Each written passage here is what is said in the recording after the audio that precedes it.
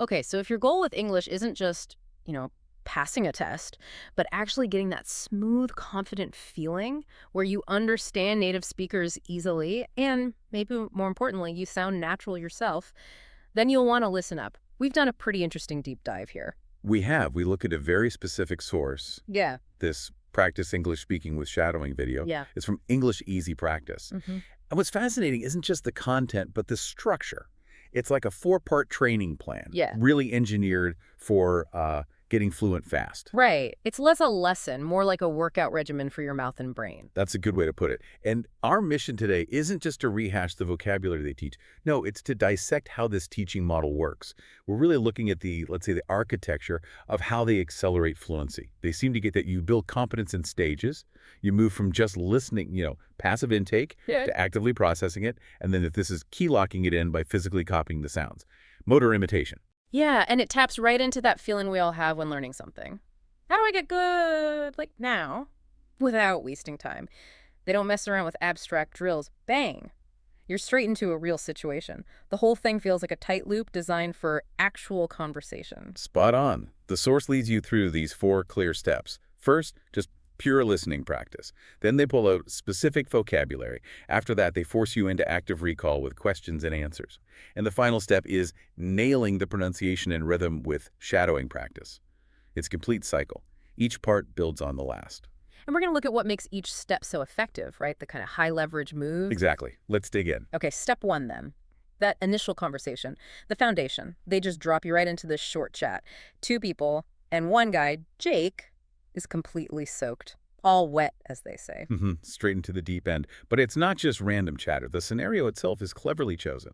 So Jake was walking home from the library, specifically. He forgets his umbrella. Yeah. Classic. It starts pouring. Happens to the best of us. Right. So he starts running, trying to beat it, and then bam!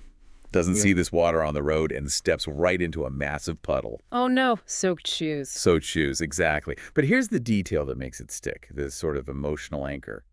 The worst part, he says, is that his library books got a little wet. Ah, okay, that little detail makes it more than just getting wet. It adds, like, a consequence. Precisely.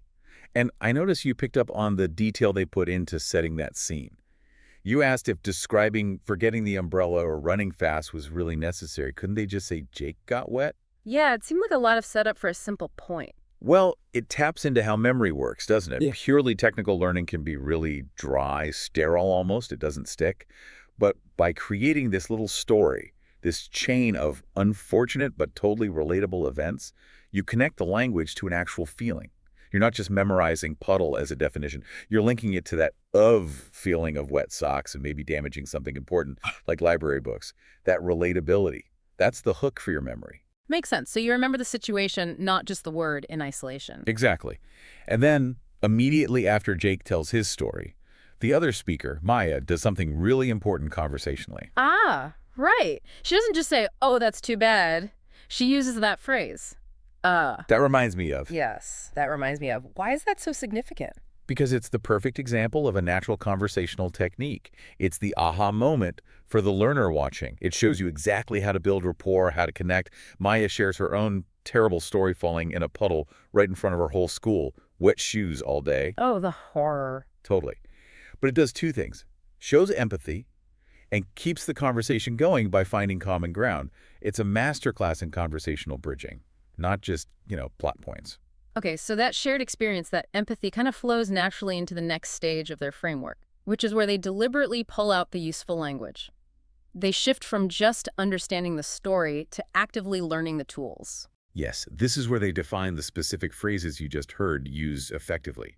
The focus changes from just meaning to actual function in a conversation. And they pick three terms. It's quite specific and brilliantly chosen, I think, for how they structure dialogue. First one, then what happened? So simple, but it's like the engine for telling a story, right? Keeps things moving forward. Absolutely. It's not some fancy vocabulary word. It's a practical tool, a mechanism to propel the narrative. And their example is perfect. I dropped my phone, then what happened? Did it break?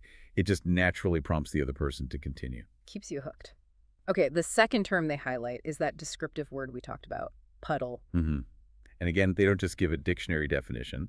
They show its practical use. Be careful, there's a puddle on the road. It's about your immediate surroundings. Right, navigating the world. And the third one loops back to Maya's move. That reminds me of. Yes. They explicitly point out its function for making connections, drawing parallels. It shows that fluent speakers are good at linking their own experiences into the chat. The example nails it. I saw a dog at the park that reminds me of my dog at home. Instantly relatable. Builds connection. So, okay, we've had the input, the natural chat. We've isolated some key tools, the vocabulary and phrases. Now, the framework pivots again. This feels like the most active part. Part 3, active recall and conversational practice. This is really where the rubber meets the road for fluency. You see, the source specifically tells the listener to answer out loud. And this isn't just a comprehension check like a multiple-choice quiz. It's what cognitive science calls retrieval practice. Retrieval practice. Okay, what's the difference? Big difference. Just rereading or re-listening. That mainly helps you recognize information. It feels familiar. But retrieval, forcing yourself to pull the information out of your own brain, especially under a bit of pressure, Yeah. that's what actually builds strong long-term memory pathways. So it's like digging the information out yourself instead of just having it shown to you again. Precisely. You had to produce it, output. And they structure it as this quick-fire Q&A. It simulates a real conversation where you need to recall facts quickly. Right, like, was he all wet? Yes, he was. Where was Jake? Walking home from the library, you have to retrieve those details. And they get specific, too, to make sure you weren't just half listening. They ask, did Jake step on a banana peel?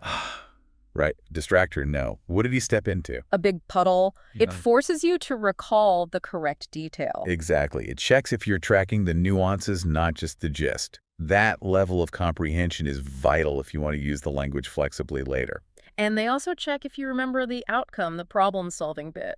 What was the worst part? His library book got wet. And Maya's advice?